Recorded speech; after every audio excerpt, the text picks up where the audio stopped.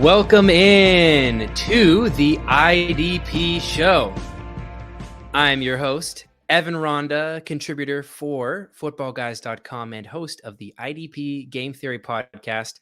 And I'm joined once again by the wonderful, the beautiful, the charming Jake Kohlhagen. Jake, how are you doing today, man? I'm doing good. I wish I had the charisma and spades like you, good sir. I don't know how you have it at such a young age already, but just keep it rolling. It's working. Yeah, as Evan said, I'm Jake Kohlhagen, IDP contributor for my good friends over at Reality Sports Online. Go check them out. My favorite fantasy platform, as well as our good friends here at the IDP show. Putting together start sit articles as an IDP contributor this last year, and you'll get to hear a little bit more of me and Evan this coming off season and upcoming season as well. So, I'm buckle up, so join in. unbelievably stoked for what we've got coming. It's going to be so cool. I can say stoked, right? I feel like, is that something I'm too young to say?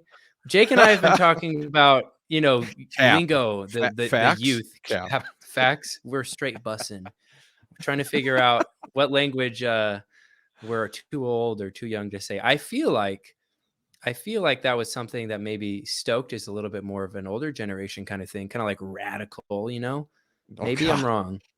Dude, I think radical might be pushing past me even, right? Like that's but then I don't know. The Teenage Gnarly. Mutant Ninja Turtles said it all the time. Gnarly.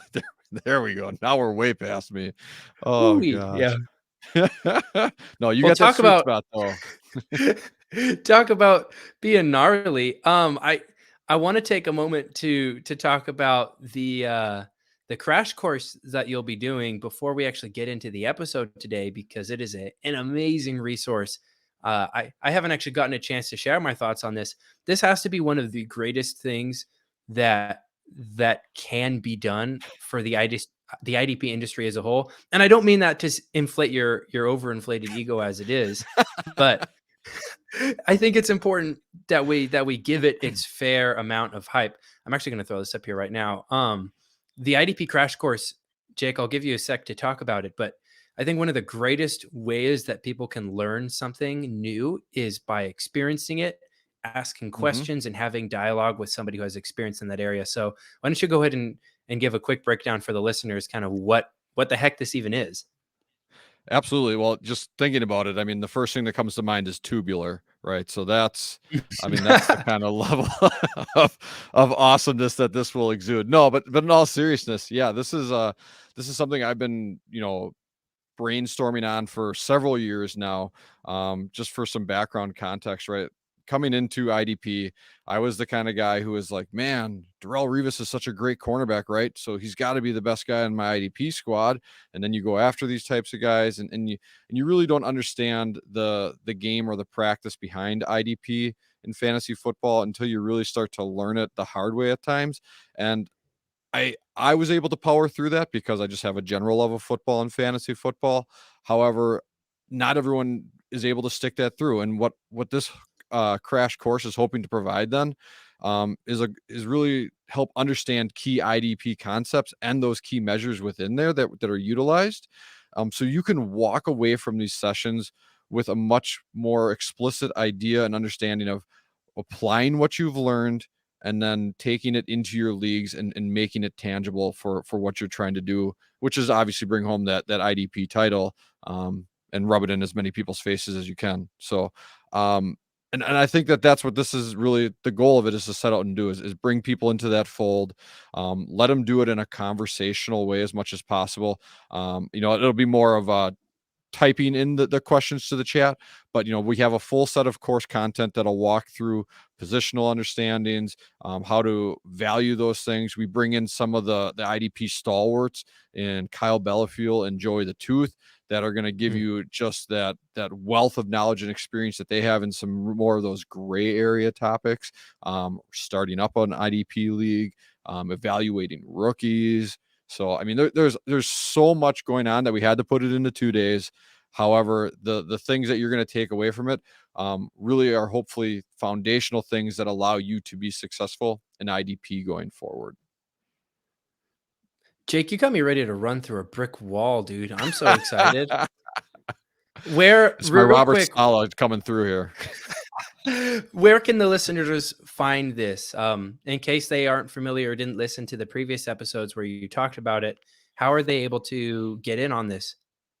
Absolutely. So this is a premium benefit of being a member at the IDP show.com subscription. And so you want to sign up for that. One of the great things about it too, though, is that they realize that, hey, you don't play IDP alone. You play with your friends. So one of the benefits is sign up for their subscription.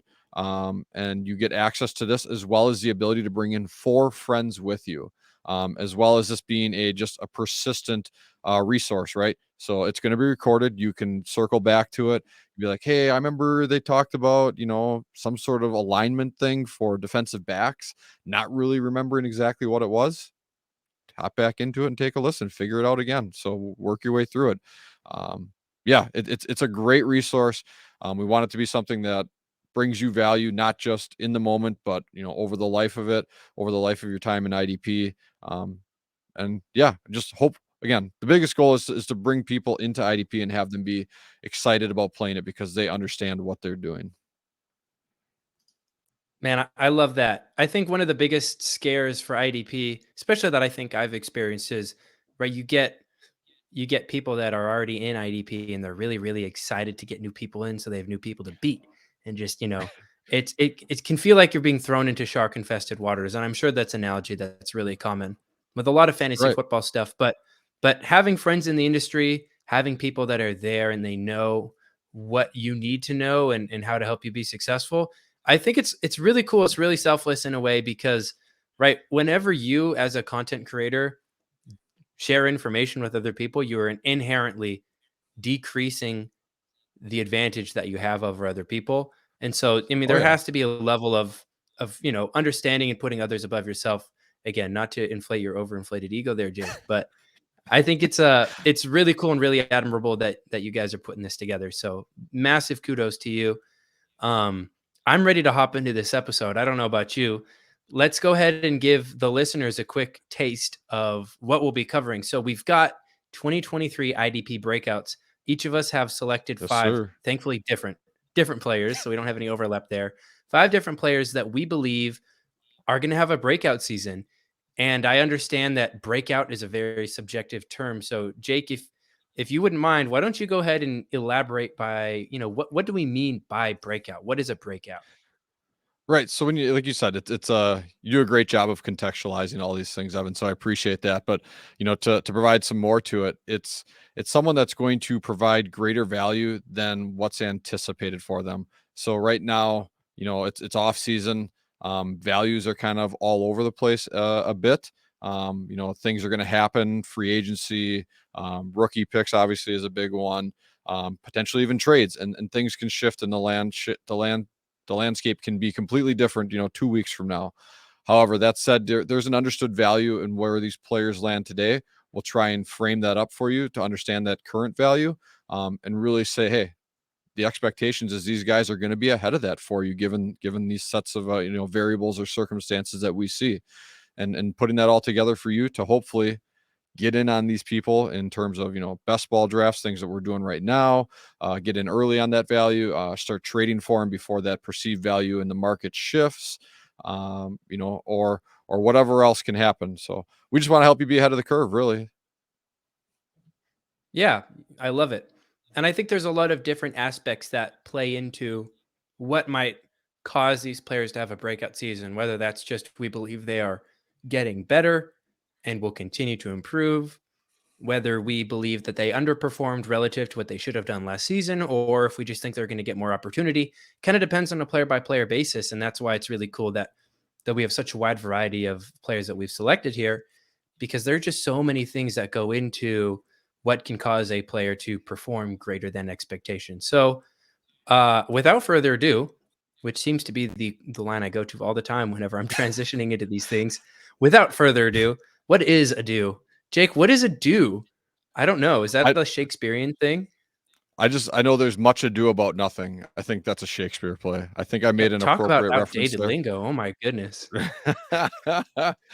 Oh man, you maybe you spent all your time figuring out all these other lingos between old people and young people, and you really should have been working on your segue game, because if you're just going to keep Mm. falling back on the same one, Evan. I don't know. I'm Yeah, just I kidding. think I need to get some practice reps in there. Let's go ahead and jump right into your. Do we want to start off with your first guy or my first guy? How do we want to do this?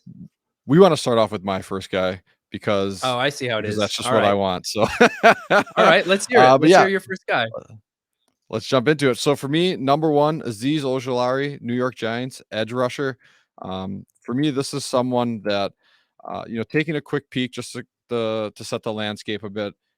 22 overall in terms of defensive linemen in the current best ball draft that we're doing with some people who are pretty strong in their IDP knowledge. So I feel pretty confident to say, hey, a low end DL2 in terms of a standard 12 team league. And when you're looking at those tiers of 12 per is kind of where he's sitting at. Now, overall, what he did last year, not great in terms of that final finish, right? So a lot of times, especially in the offseason, people get kind of caught up. Oh, he was DL 37 or he was wide receiver 18.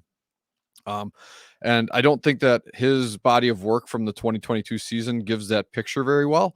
And so the nice thing is taking a look at when he really was getting that full opportunity, which sadly was a small sample size. So it was only 4 weeks fully, weeks 13 through 16. But this is where he was seen, at least, 40 plus snaps in most of those games. Week 16 was a little bit lower at 22 snaps, but he still was able to take that and convert that into 16 pressures on only 102 pass rush snaps, which in that small sample size was a 15.7% pressure rate. Now, that is on the outlier side. That's not something that we expect to consistently see. But the fact that he was able to produce at that high level consistently over a 4-week period, I think shows us exactly what his ceiling can be.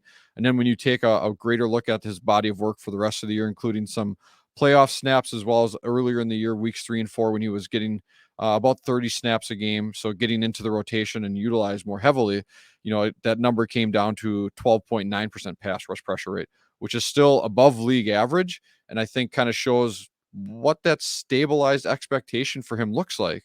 And again, we know that pressures don't score us points, but what pressures do tell us is that this guy is consistently in the position to score us points, especially in leagues where you have solid scoring for your sacks. Your 4, 5, 6 points a sack plus your tackle for loss, your quarterback hit, and everything that can stack on top of that.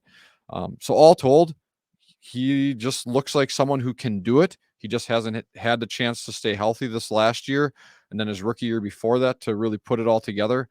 I think a full offseason, along with the fact that front four looks unbelievable coming into next year. Dexter Lawrence, Leonard Williams, Kayvon Thibodeau, and now Azeez Ojulari, healthy with all that. We saw what the Eagles did from an NFL standpoint as well as fantasy. When you have that kind of talent up front, we saw the same thing from the Washington Commanders. To me, Ojulari is someone I'm looking at as a worst case low end DL1 or high end DL2, right? So in that 10 to 15 range overall is what I'm seeing for him. And I think that's something that can be sustainable as well in terms of that dynasty value too. So Azeez Ojulari, what do you got for me, Evan? I'm kind of upset that you talked about, Philadelphia and Washington, because that was exactly what was going through my head is getting these players on these defensive lines that are just loaded with talent. Because those two teams had such a high overall team pressure rate and pressure to sack conversion rate, everybody on that defensive line ate. I mean, we talked about this in the last episode that we did together. I believe that was our defensive line breakdown. We were talking about a lot of Commanders and a lot of Eagles. It's actually interesting. I'm kind of reflecting on this as I'm looking back at some of these best ball drafts that we've been doing. One of the strategies that I'm kind of curious about going into this season that I'm hoping to test out and see how successful it is stacking defensive linemen from teams that I believe will have a very strong overall defensive line. Now, perhaps maybe the hard part there is being correct, but I mean, that is always the case. I think probably going into last season, a lot of people would have guessed that the Commanders and the Eagles would have had a good defensive line. So hopefully that's not too much of a surprise. But if you're able to guess successfully in a best ball league where you don't have to, pick and choose your starts, Right. it seems like there's a good chance that on a week by week basis, somebody's going to eat. And if you have a portion of that defensive line, then perhaps maybe you'll be more successful. But all that being said, I'm a big fan of Ojulari. I think he's a talented guy. I think he struggled a lot with injuries this past season too.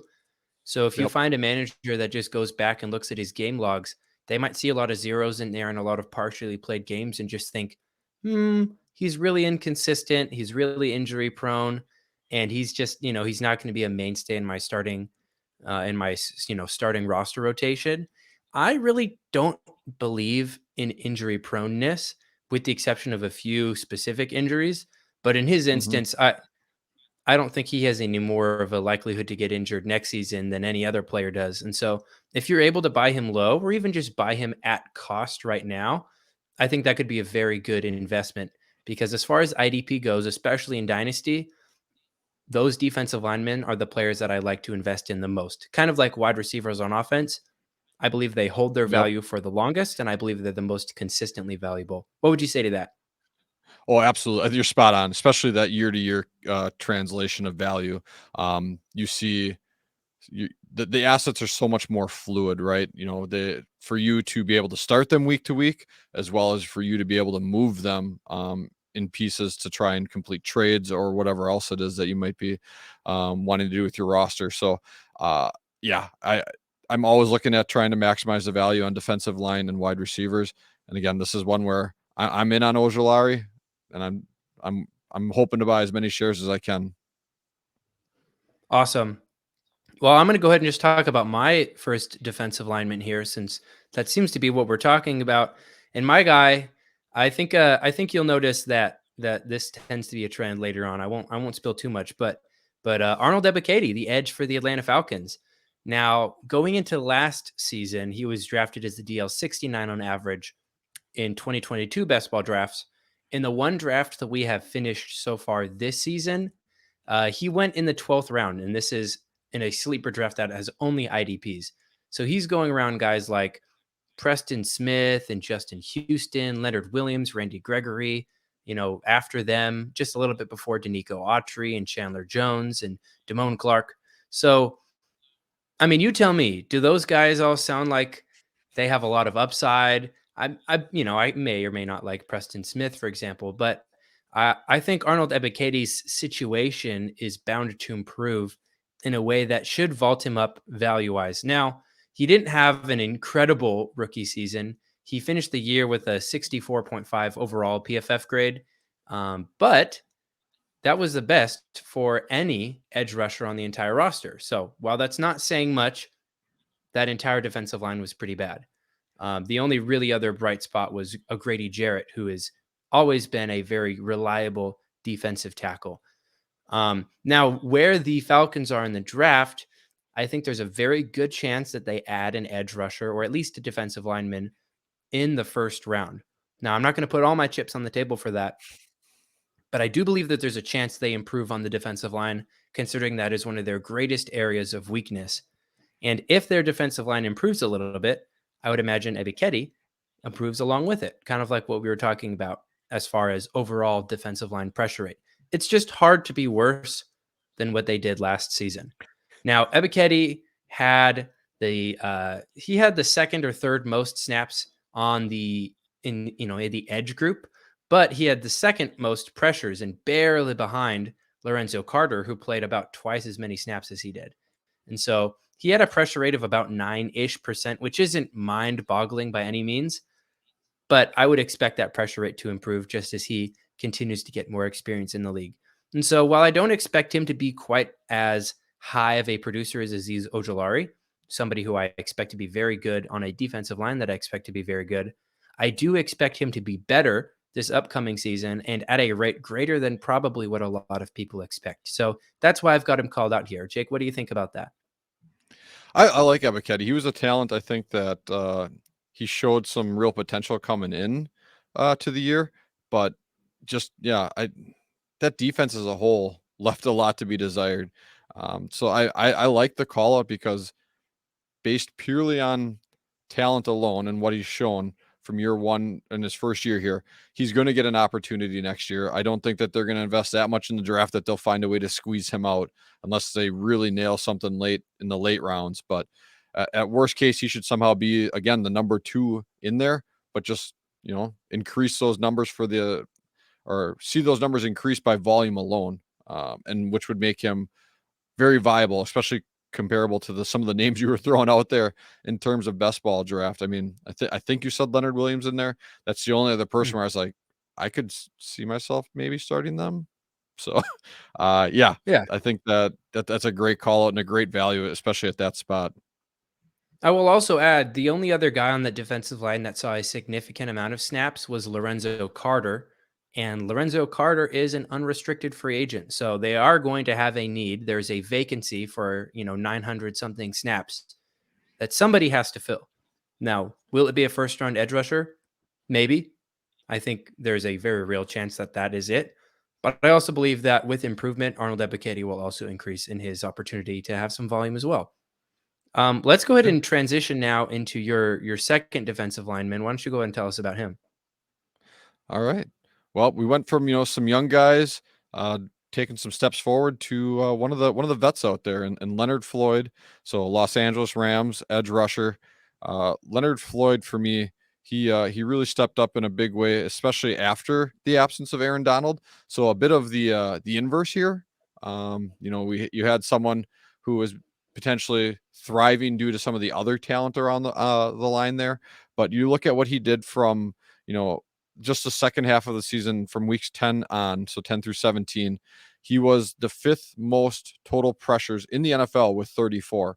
So he was in a situation where working with lesser talent around him, but he still found a way to deliver in that space. That equated into a 13.7% pass rush pressure rate, which, for some additional context, I don't know if I've ever shared the number right. When you look at the NFL as a whole, in terms of the amount of snaps taken from defensive line play, and the actual number of pressures generated entirely, it's about a 5% pressure rate. So 1 out of every 20 snaps, if you were to average, all the rotational players that only see a few snaps to the Max Crosbys and the Nick Bosas and their generation of pressures at insane rates. So when you take that and say, okay, well, this guy in this peak time for him was tripling the average almost in terms of that pressure rate, like the guy was doing something, right? So Aaron Donald is seemingly returning. That seems to be kind of the trend here the last couple seasons. Is he retiring? Is he not? Is he doing knife training videos in the off season? All the big questions that people want to know about Aaron Donald being posited at this time, but it seems like he's coming back. And I don't see the Rams moving on from him either at this point. They do have a bit of a concerning roster makeup at this time in terms of salary cap and lack of draft capital and things like that. So all things considered, with him being a 19 mil in dead cap right now, he's pretty much locked in for 2023. And a dead cap consideration of around 12 million for 24, but still 10 million in savings. So it might be possible they move on from him in the 2024 season. Leonard Floyd looks like, for me, at a minimum, a great option in those redraft style leagues or those 1-year leagues, but still has some potential in Dynasty. He has a 2-year window here where he might be able to do something. And all that to say, I think I apologize, forgot to mention this in the beginning. He's going around 51st defensive lineman, or went as the 51st defensive lineman in our draft, our first best ball draft. So you're talking low end DL5 type value from a guy who was able to produce almost 10 points per game in big 3 scoring over the second half of the season, was getting significant snap volume. He was averaging almost 59 snaps per game, which from an edge position is delicious in my opinion. I'll take any player giving me that type of base and then pairing that with that kind of production. Yeah, I'm all in for Floyd at that value.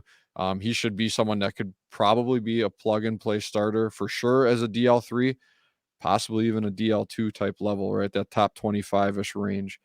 So where do you land on Leonard Floyd? Yeah, I think the best part about all of that you mentioned is the fact that he doesn't cost as much as what his floor or upside seems to be. I mean, just looking at that first best ball draft again that we mentioned before, I mean, he's going after guys like Yannick Ngakoue. He's going after guys like Ed Oliver, David Ojabo, Juwan Bentley, right before Baron Browning, Ogbonnia Okoronkwo. Absolutely crushed that name, by the way. You did. I mean, You you tell absolutely me, did. all these guys on here versus Leonard Floyd, some of them are upside plays, some of them are Right. floor plays, but Leonard Floyd seems to be a good mix of both, right? He's a vet. We've seen solid production from him before. He seems to be on a defensive line where he's going to be a mainstay, and I don't think he's going anywhere. I think the Rams have other areas where they really need to address. I doubt he's, getting cut by any means. This just seems like a really solid pick. Perhaps somebody who's being underrated by a lot. And I mean, a breakout, like we said, it has a lot of different definitions. It can be kind of subjective depending on how we want to define it, whether that's we believe that they're going to be better than their ADP, we believe that they're going to produce better than they did the year before. I think for Leonard Floyd, his quote unquote breakout is just going to be the guy that you're going to look at the game log at the end of the year and be like, huh, Leonard Floyd, he had a pretty good year. I didn't even really notice that. And I don't think that that's a knock on him. But if you look at, the end of season ranks this past season, there's a couple guys that showed up on there that you're like, huh, I didn't realize they had that good of a year. But now that I'm looking back, I'm just realizing they've been consistently productive all season long. And I think Leonard Floyd can absolutely be that guy. Oh, I love it. Well, that's some great thoughts. What do you have else rolling around inside the head for your next guy? Yeah, so let's go ahead and transition into the linebacker position. And this one is not by any means a deep cut. Anybody who knows anything about IDP is probably onto this guy already, but I would be remiss if I didn't mention him on a breakout show because he seems to be synonymous with potential breakout in IDP circles, and that is the Philadelphia Eagles linebacker, Nakobe Dean. Straight and simple. He was extremely, extremely hyped going into the draft this past season, possibly one of the top two linebackers in, pre-draft rankings. Now he wasn't drafted as that because of some injury concerns, but it's a year. He's healthy now.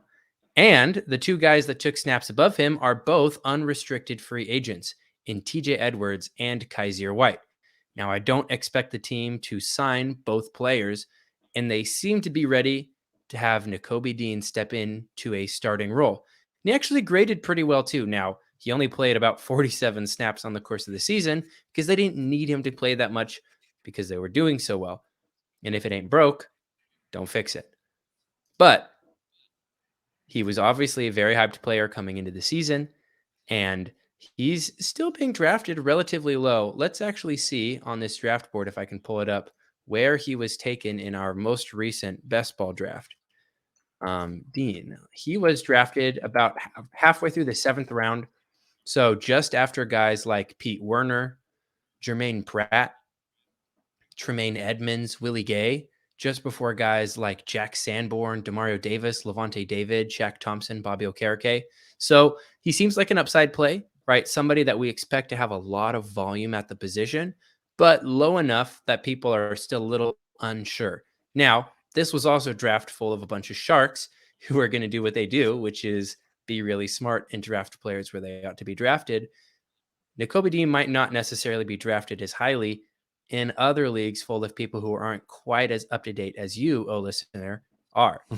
So it could be good to keep your eye on him and be ready to take him because he is about to elevate from somebody who scored you basically no viable points last season into a guy that very well could be a mainstay in your starting offense, or sorry, in your starting defense.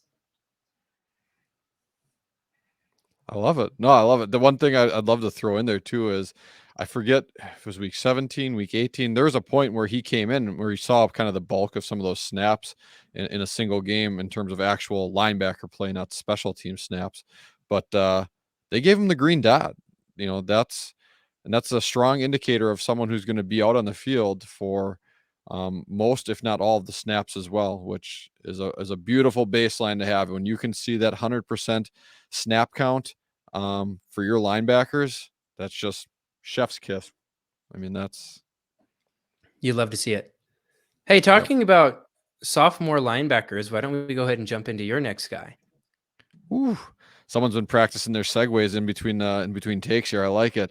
Oh, Yeah, yeah. so we got Christian Harris from the Texans, another linebacker, right? And this one, when you look at this one, it's going to kind of lean a little bit into the narrative, right? Because he was the 21st linebacker overall in our best ball draft, which probably is about the market value and probably where most people might see him. But I think what's going to lead me to, or what leads me to a positive path for Christian Harris is the hire of D'Amico Ryans and what he did with that defense in San Francisco. Now, is that a byproduct of Shanahan being a really good coach and getting the most out of his coordinators? Because we saw them be super successful under Robert Saleh as well. But we did see Robert Saleh turn the Jets around in 2 years from a mid to lower tier defense to one of the top ones this most recent year. But I believe in Ryans, right? And he's a leader of men that I think will take a focus on the talent and utilizing them correctly. Whereas no knock against Lovie Smith because he's an actual NFL head coach, and I have zero NFL head coaching experience except for that old Xbox NFL head coach game, which I was also probably pretty bad at that if I'm recalling correctly. But Lovie Smith was definitely a coach from what I saw where he had a scheme and he tried to make the players fit into his scheme versus Ryans, I think, is going to take the right approach in utilizing his players' talent and making his scheme match what he has available there. That said, the other thing, the Texans have so many holes to still fill on that roster. From a franchise perspective, I feel like they're moving in the right way. That's because as a Texans fan, so biased answer there. But with that said, I'm still also realistic that they got a lot to do, and spending capital, draft capital, or limited salary cap on the linebacker position, which generally doesn't tend to see a lot of action in the free agency, and highly touted draft capital either. So there's some, but not a lot. I think that they roll with what they got and try to figure out, can they utilize that? And Christian Harris is someone that's going to be a very strong LB2, with the upside of this defense could be seeing a lot of snaps again, just like they did this last year. And I think that's going to lead to a bit of inflated production for 2023. So I like Harris. Get in on him this year, and possibly maybe it could be a nice piece to swing at the end of the year, as I don't know that he's going to have the stable production long term, especially when you look at things like his PFF metrics. He had a lot to clean up there. But again, buy him for this year, get the volume, get the production, a little bit of inflation. I think he's a good flip then at the end of the year as well. So my outlook And on Harris. honestly, yeah, it'll be hard for him to do worse than he did last year with the volume that he got. And I don't mean Yes. that, as an anti to your take, but he missed so many tackles. I mean, obviously he's a rookie. Rookie linebackers struggle. But as soon Yep. as he came back from injury, I mean, dude, he drop kicked Kamu Grugier-Hill right out the back door of the Texans facility, and Yep. and he took over that starting role, and he played so many snaps. And now he wasn't the most productive guy, whether that be because he wasn't making solo tackles or because he was missing them outright. But surely he gets better this next season, and I don't expect him to lose any playing time, especially not to a Christian Kirksey. And it's Right. interesting, right? Because we're looking at this draft. I'm the one that drafted Christian Kirksey, and I got a little bit of crap on for drafting him as highly as I did. Christian Harris, I think, was also somebody mentioned as drafted a little too highly, perhaps in that first best ball. But I at least understand why he was drafted where he was, because looking at a lot of the linebackers that went after him, I mean, there's some realistic question marks with them as well. And the Christian Harris upside is very real, just because he's in a defensive scheme that should be productive for linebackers. I know Macri, our one and only PFF Macri, has talked a lot about zone call rate. And now, granted, this is going to be a new defense than the one they ran last year. If it's anything like what the 49ers have done, if I remember correctly, and you can correct me if I'm wrong, hopefully I hear from Macri at some point later on, but I believe it's also a system that's also relatively good for linebackers. So I should check up on that. I should have that number pulled up in front of me. But in any case, the 49ers have been shown to be a very good system for linebackers because they run two linebackers at a very high rate. So do you happen to know if the Texans have hired their defensive coordinator yet? Being a Texans fan, I figure you might know. I do. It's I want to say it's Matt Burke, which I have not had a chance to dig into his history much this offseason yet. So, but speaking of that, though, check out our boy Dynasty Trip on Twitter. I believe he's putting together some stuff around coaching profiles and schemes too this offseason. So, I think at Football Guys, maybe by you guys, Evan, possibly question mark. I believe so. I'm looking at Google right now. Unclear who will call plays, whether it's D'Amico Ryans or Burke. But Burke spent the 2022 season as the Arizona Cardinals defensive line coach. Okay, interesting. Yes. So, in any case, two teams that tend to run two linebackers more than any other team. So, Yep. sorry, I got get a little off track there, but exciting. Sorry, Christian Good Harris. stuff to get excited about, though. Good stuff. Yeah, hey, you got to But talk who? about something because he didn't play too great last season, so I got to get hyped about something. But Right. Well, all speaking the of more getting reason to hyped, be excited. are we getting hyped about this next guy? Yeah, man. I don't want to get hyped too early, but I mean that's the whole point of having a breakout show in freaking February. My next guy is another rookie linebacker at that, Brian Asamoah of the Minnesota Vikings. Now, here's the reason why I talk about the timing of this, because there are two linebackers currently under contract for the Minnesota Vikings that played over Brian Asamoah in the 2022 season, right? Eric Kendricks and Jordan Hicks. Both of those players are still on the team. But for those of you that have been paying attention, there have been quite a few rumors that Eric Kendricks is going to be cut.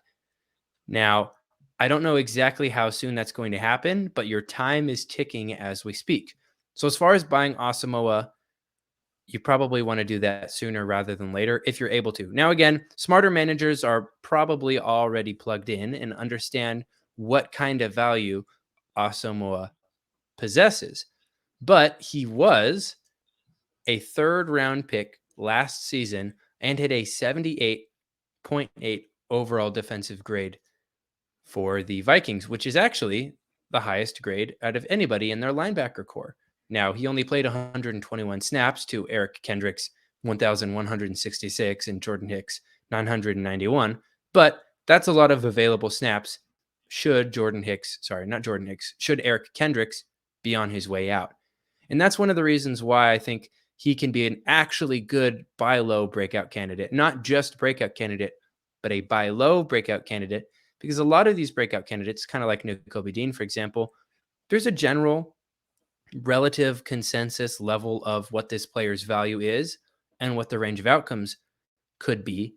But for a lot of managers who have Brian Asamoah, they're probably like, well, he's still sitting behind Eric Kendricks. He's still sitting behind Jordan Hicks. He didn't do too much for me last season. So, I mean, I guess I could part ways with him for a fourth or a fifth round pick. But if you're a sharp manager, you might be able to grab him before the Eric Kendricks cut even happens and benefit immensely. What do you think about that, Jake? Yeah, I think that's great. I do like Asamoah too. When he got some snaps out in the field late in the season, I don't remember what it was, but there's a couple of games where he played some significant snaps, now significant like 20 or something. But yeah, he did look really good out there, just moving sideline to sideline and making plays.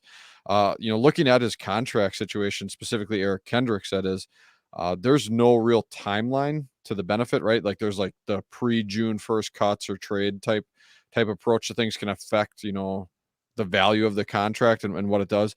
The savings is 9.5 million, whether they do it today or whether they do it, right before the start of the league year, or not the league year, but the actual NFL season. So I would say you're probably looking at a pretty short window to try and capitalize on the Kendrick still on roster thing, because I'm guessing this is just all speculation and prognostication by myself here that it's going to happen before free agency, right? Because they're going to have that money freed up so that they can start making the moves they need to in that regard. So I would get on this sooner rather than later, is basically the point I'm trying to make here. But yeah, I didn't look at Jordan Hicks either. He was another one who the guy who always seems to find his way onto the field and make plays from an IDP standpoint. But yeah, he's good to be cut either basically now or at any point down the line. So um, either one of them could be gone, and that's all it's going to take for Asamoah to step up and have a big year, I think. Absolutely. Man, we have just been talking about a bunch of sophomore linebackers, and we're going to continue to for our next two players as well, as you talk about your next guy. Absolutely. And maybe we should have renamed the episode sophomore linebackers or something to that effect. But regardless, thematically we'll stick with it. And I'm looking at Micah McFadden here, linebacker for the New York Giants. So 164th overall or the 61st overall linebacker in our first best ball draft here on the IDP show side of things. I mean, you're basically looking at, we talked about this range before. You're looking at some throwaway positions, or dart throw type. I shouldn't say throwaway, but dart throw type players at this rate, anyways. Why not go with someone who's coming from probably the most ambiguous linebacker room, maybe other than the Patriots, because no one ever knows who's going to start coming out of a Patriots room from week to week. But for all the regular linebacking rooms in the NFL, this has got to be one of the most ambiguous. McFadden, Darian Beavers, another sophomore linebacker this year, Tay Crowder, PFF dumpster specialist, Cam Brown and Carter Coughlin, two guys that I'm not even relatively familiar with. It's to me that's a wide open field. Now I know they had Jalen Smith, and he came in and he did some nice things for him at the end of the year for a guy or a vet who's proven success at the NFL level before, but they got their quarterback contract coming up with Daniel Jones, and talks are that number keeps creeping up higher and higher. Do they want to try to bring back, Saquon Barkley? So are they really going to invest high dollars again into a linebacker position where they operated with pretty low efficiency or value there most of the year, and that defense still found a way to be relatively, middle of the pack? So I just can't see them all of a sudden making a large investment in that space. But the thing that I love about Micah McFadden in his given situation, I think that'll allow him to step ahead of the rest of the guys in that linebacking room, is the one area he did find consistent success this year, and especially in his time in Indiana in his senior season, was his pass rushing upside. He had a pass rush pressure rate of almost 26% his senior year at Indiana, with a 92 PFF pass rush grade as well. Now I know Indiana's not necessarily a big time program, but it's at least in the Big Ten, playing against some of those other big schools. And now you're pairing that with a coach in Don Wink Martindale, who definitely loves to blitz higher than the league average. So now you're taking a linebacker who has pass rushing chops. Hopefully he's able to step his way into a lead role in that room. And now you're talking about a coordinator who wants to utilize his linebackers in different pass rush schemes or looks. I think we got a makeup for a linebacker who can be very valuable come the 2023 season here for us, especially way above a linebacker 5 type value. Oh yeah, absolutely. And again, it's not going to be hard to be worse than Tay Crowder or Jalen Smith, given the volume that they got. Tay Crowder is actually not even on the team anymore. Neither is Jalen Smith. So it really is just McFadden, Beavers, and then he said Cam Brown, Carter Coughlin, just a bunch of, I would say, probably special teamers. What else is interesting is actually looking at Micah McFadden. He went after a bunch of impending free agent linebackers like Miles Jack, Nick Murrow, right around Monty Rice, Quincy Williams, Denzel Perryman. Like, do you want to gamble on guys that have questionable talent landing on teams where they actually get good volume? Or do you want to bet on a guy that might also have questionable talent, but at least we haven't seen enough from him to know that he's probably bad, like, somebody like a Miles Jack or a Quincy Williams, for example, on a Right. team where he already has an opportunity and he just needs someone to come in and take it from him, right? I would rather gamble on the young player with upside already on a team that needs somebody to take his opportunity away from him than an older guy that we've already seen try to land on a team and actually, get a starting job. And so that's why I really like Micah McFadden, and also kind of by proxy, like you mentioned, Darian Beavers, who, if I remember correctly, he basically missed his entire rookie Yeah. season. Let me actually check on this right now since I have it pulled up. He didn't play a single snap his rookie year. I believe he was injured coming into the draft. And so they just drafted him as somebody that they were going to stash. Is that the case? I do believe so. Yeah, he was hurt pretty early on in the off season. Yeah, so I mean, Beavers is another one that definitely, right. I mean, so call your shot, or you can take the Evan Ronda approach and just grab them both, and then hey, hedging bets, right? I mean, that's a thing in the betting world pretty commonly nowadays with things. So Mhm. Yeah, I will I'm say, for me, like, since you bring it up, the Evan yeah. Ronda approach. So last season, so what Jake's referring to is in a lot of the best ball drafts, I would double or triple up on linebackers that played on the same team, as long as they were playing on teams that had a lot of linebacker volumes. Like the 49ers and the Texans are great examples. I took Fred Warner and Dre Greenlaw and Azeez Al-Shaair, or I took Christian Kirksey and Kamu Grugier-Hill and Christian Harris. I will say, not a great strategy. It had its ups and downs, but ultimately at the end of the day, you kind of limit your upside. And what I noticed with these best ball leagues, at least, and that's kind of where it might change for redraft leagues, is you start running out of healthy players real quick. I was kind of getting to the point where we were at the end of the season and I didn't even have enough healthy players or rostered players for that matter to start an entire full starting lineup.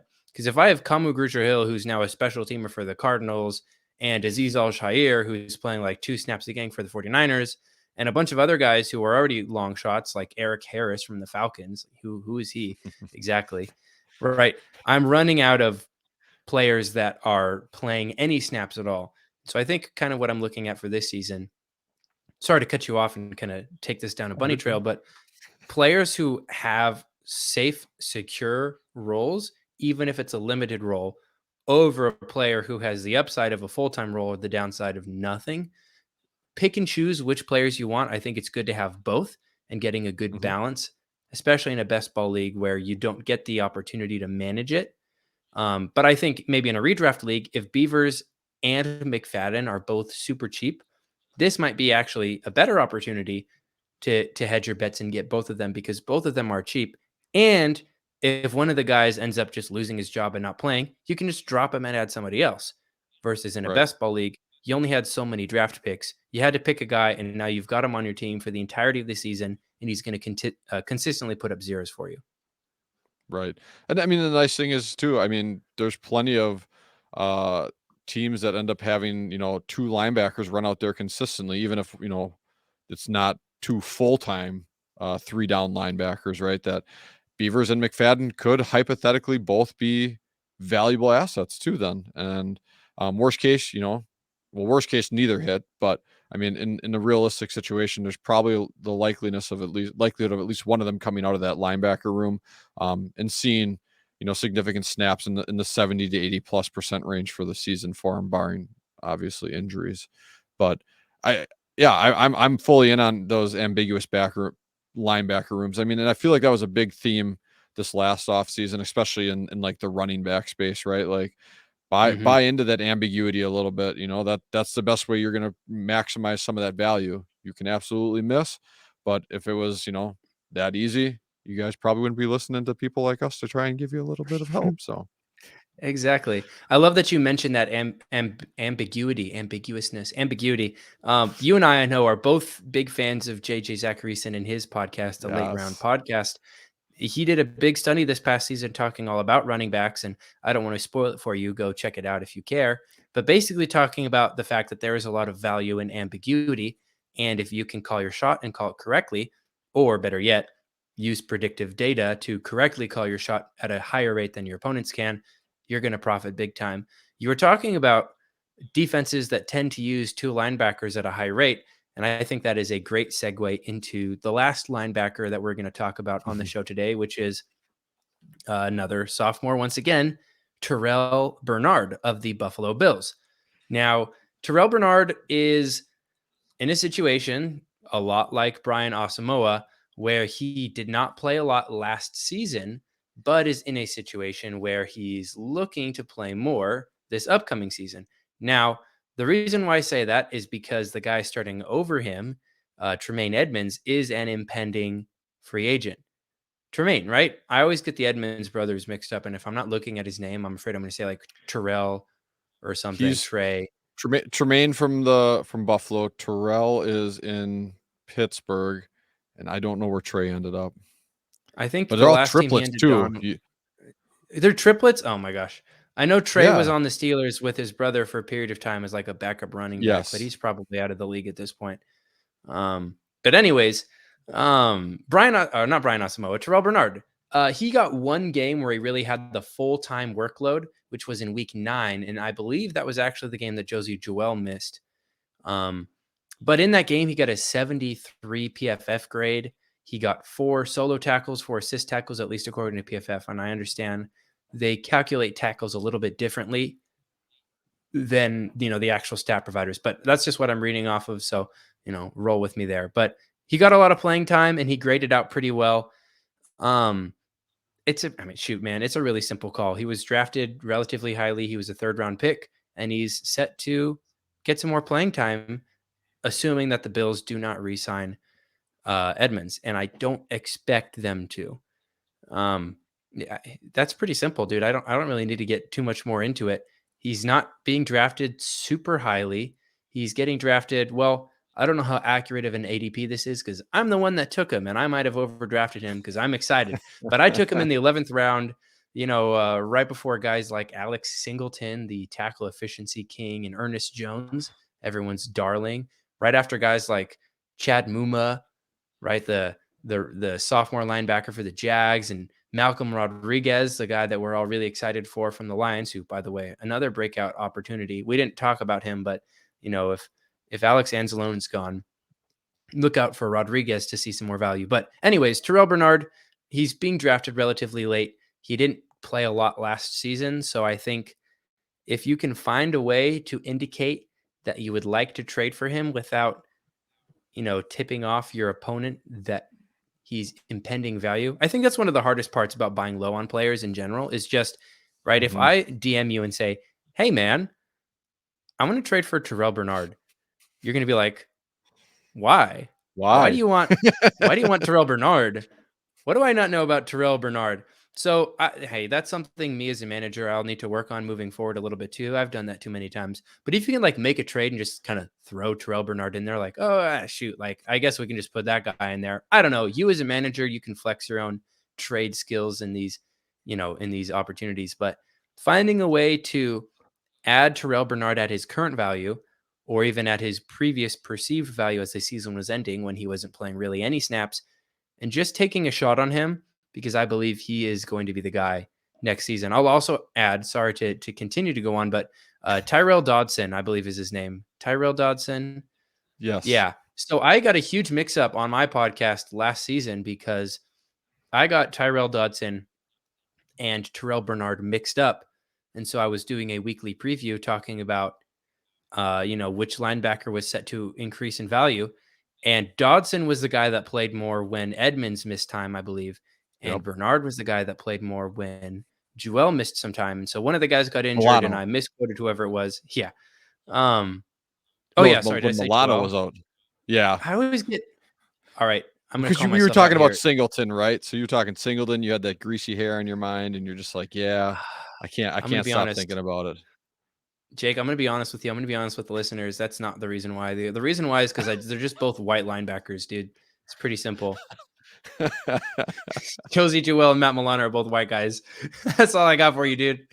Man, there's no recovery here. How about this? I'll help you by saying we're all human, we're all fallible because they're not triplets. I don't know where I got that information. They're not. So I got that wrong myself. So I'm going to be honest. I don't even think Matt Milano's white. He might be Hispanic. This is going downhill real quick. Hey, let's change the topic real quick. So where I was going with that. I'm sorry, real quick, where I was going with that. So Tyrell Dodson, he's an impending free agent. So it's not like Bernard needs to beat out Dodson for that starting role. He should have it by default unless it gets taken away from him. All right, go for it. Sorry, let's hear your thoughts. Yeah, no, and the draft capital I think matches that, right? He was, Bernard was one of those 3rd round linebackers. You didn't really talk about it with McFadden. He was a 5th round, so maybe not as committed to him, coming in. Same with Beavers. I think he was 6 maybe.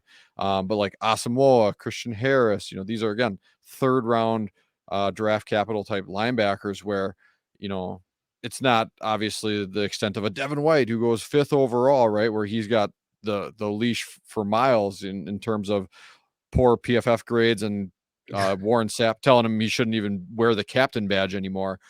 But these guys with that kind of draft capital will definitely get a shot year 2, especially when the path is as clear as it is for a lot of these guys, right? And Bernard and Asamoah and Christian Harris. So Yeah, I think you nailed it right on the head with most of that stuff. It's a very common theme among these sophomore linebackers, and that's what a lot of these teams are doing. They're drafting for not just the immediate need now, but the need that they're about to have, and that's what we're seeing a lot in these linebacking rooms. And hopefully, not everyone realizes it, and you can capitalize on it here this offseason. Talk about So teams that drafted players before they were needed and now are stepping into roles where they might be needed. Go ahead and tell us about your last player, finally getting into the defensive back area. that's right. I know we don't like to live in the defensive backfield in terms of some of that that value for breakouts, especially year to year, and trying to find it. But there is one that really stood out to me, and that's Trent McDuffie, cornerback for the Kansas City Chiefs. Now looking at him at the start of this year and probably really the bulk of the year, the first 13, 14-ish weeks, McDuffie really didn't stand out from an IDP standpoint in any way. He had a couple weeks with splash plays where, if you had to stream a cornerback, maybe the matchup made sense and that worked out great. But really, when we talk about cornerbacks from Kansas City, it's L'Jarius Sneed. He was the big name. He was a week to week darling. He was plug and play for pretty much the entirety of the season. He had huge splash weeks multiple times, dropping 20 plus points. I think it was 4 or 5 times in big 3 IDP scoring. I mean, that's the guy you want in Kansas City, right? Well, what I found out and what I was kind of keyed on to buy again, Dynasty Trip. This is like the Dynasty Trip promo pod right now, apparently. But he called it out pretty early when the switch started to happen. All of a sudden, Trent McDuffie started playing in the slot role, which is where L'Jarius Sneed spent the vast majority of this season. And I kind of kept an eye on it, and this trend continued through through the end of the season and most of the playoffs as well. I think there was one game where they switched back. It was against the Jaguars, and Christian Kirk lives in the slot for the Jags. So I don't know if that was a matchup specific thing. I'm kind of making that assessment at this time. But otherwise, every other game in the playoffs, so when things matter the most, McDuffie was taking those snaps in the slot. He was the one getting those high value alignment close to the ball, close to the line of scrimmage. And there's no, coach speak or anything coming out that's saying, hey, McDuffie's our new slot corner moving forward. But taking all the snaps in the playoff at that position makes me think that's where they want him to be. And Sneed and Jalen Watson are the potential outside corners on rookie deals, still there for Kansas City next year. I think McDuffie might have found the home in the slot, and that's the value we want. And that's what we need to go after, I think, right here. And then when you look at just again, talked about the value, 224th overall IDP drafted. Actually, I think by my wonderful co-host here who sniped me as I was planning on taking McDuffie coming back around in that draft. But even then, even if a genius like Evan was onto it that early, 224th overall. I mean, that is a literal dart throw. And if you're talking about a guy who can be a plug and play starter, just like L'Jarius Sneed was, maybe not the same upside or ceiling because, Sneed was a third year guy at this point. Even if he just delivers that floor, that's a massive value, especially if you are cornerback required leagues. But even outside of that, he maintains, I think, a potential to be a weekly starter in a DB specific role too when you got your cornerbacks and safeties required. So, Evan, you love Trent McDuffie so much that you stole him from me. What are you thinking for this year? I will say I was about to call it another player. I'm looking at this draft board. You might be referring to another one, but it looks like actually our wonderful Bobo was the one who sniped him from you. But the player that you actually might be thinking of is a player I was about to bring up, which is Brian Cook. He's not my final pick as far as breakouts, but he is a breakout for next season. I'll just throw a freebie in there for you for sticking around to the end, simply because Juan Thornhill is an impending free agent, so him and Justin Reed should theoretically be the 2 starting safeties. But I do love that Trent McDuffie pick. He's a very exciting player. Was he a first round pick? Remind me. I don't know off the dome. I want to say yes. I can validate that statement for us here before the end of the show, but I do believe he was. Well, are you ready for this transition? Talking about defensive backs that were a first round pick. My final player is Dax Hill, also known as Daxton Hill.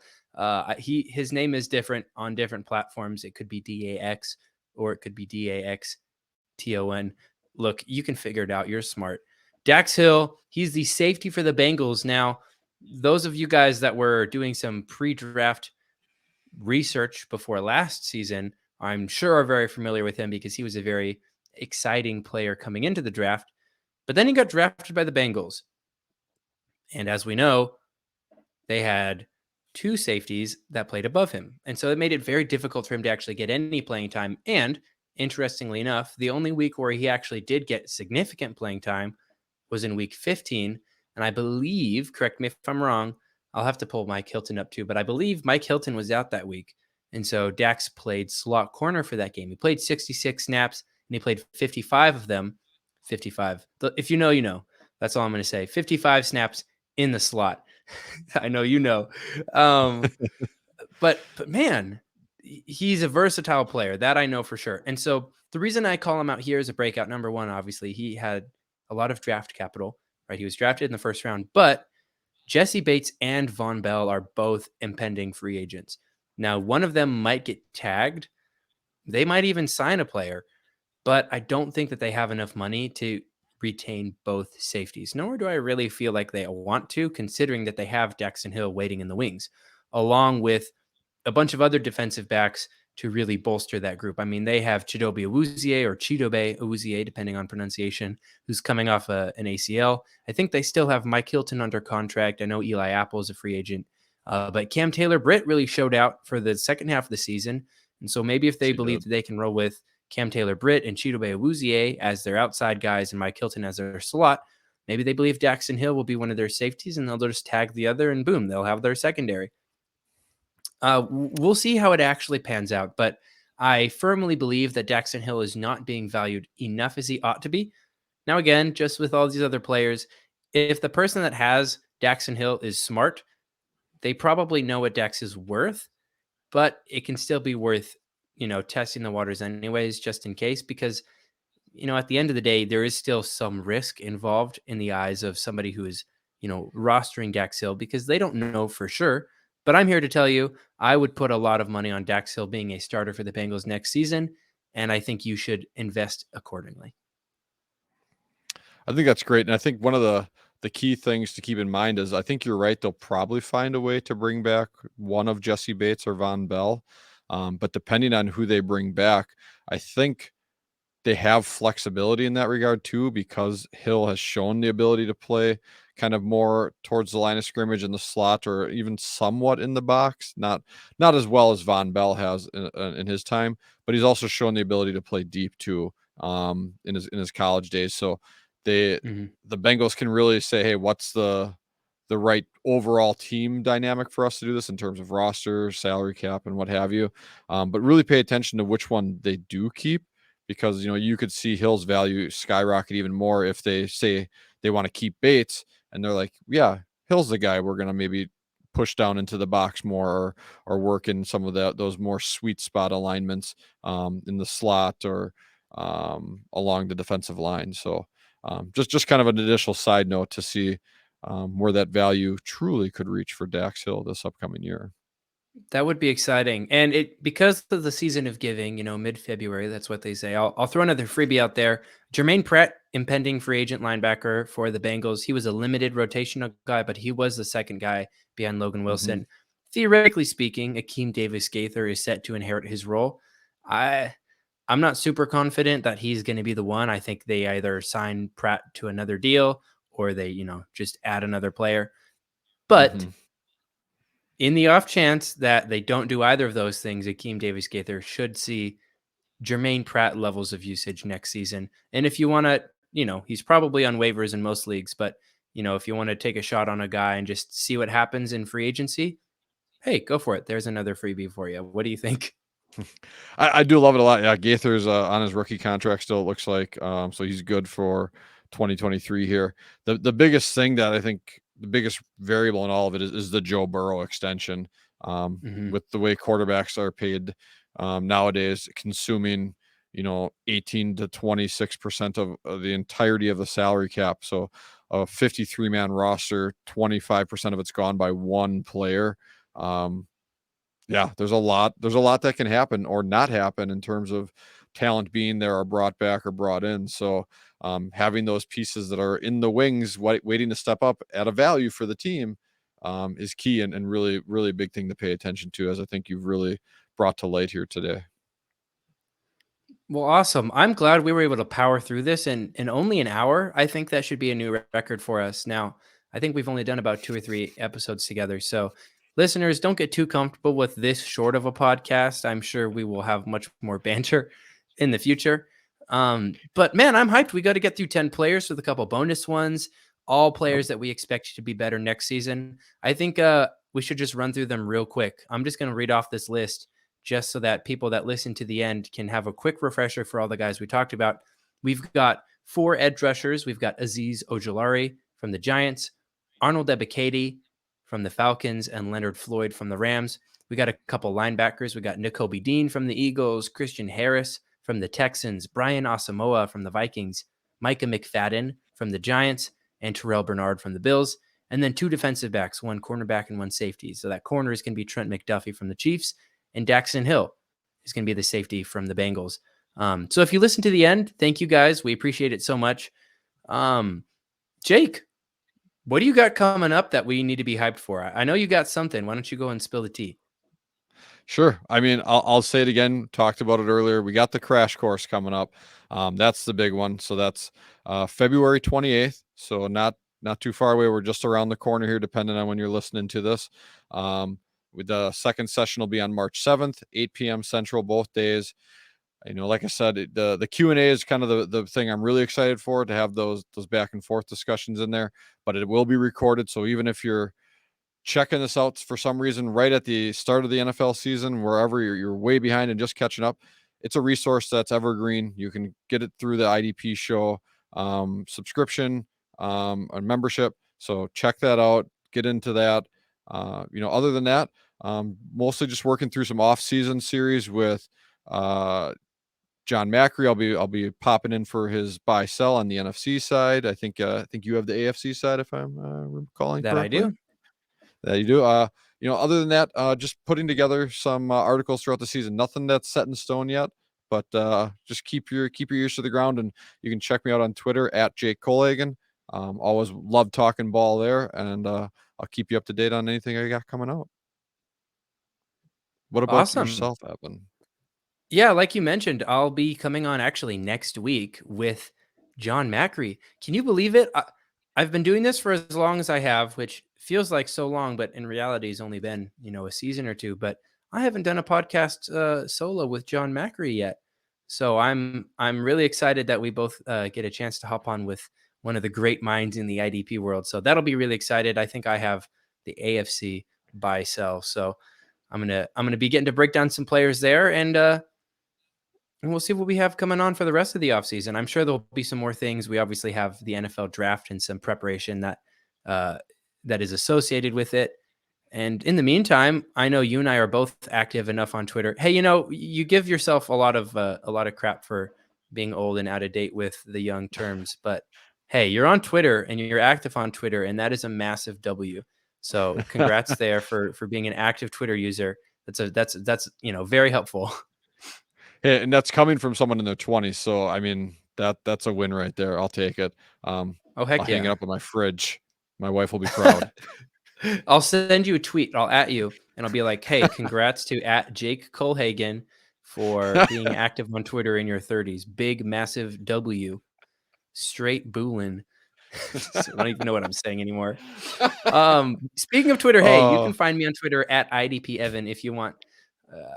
I hopefully won't be as cringe.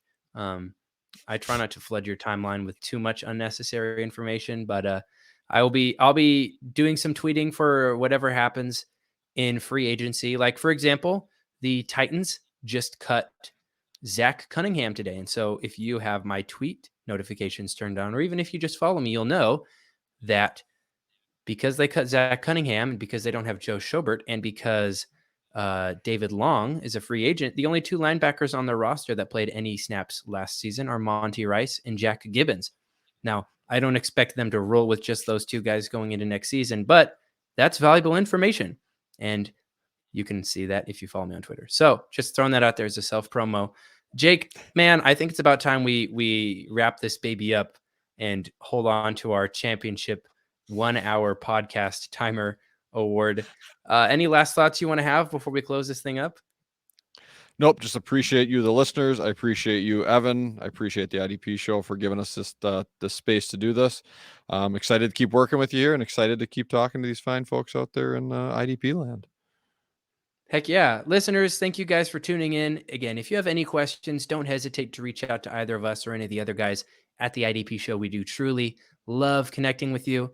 But until the next one, peace out.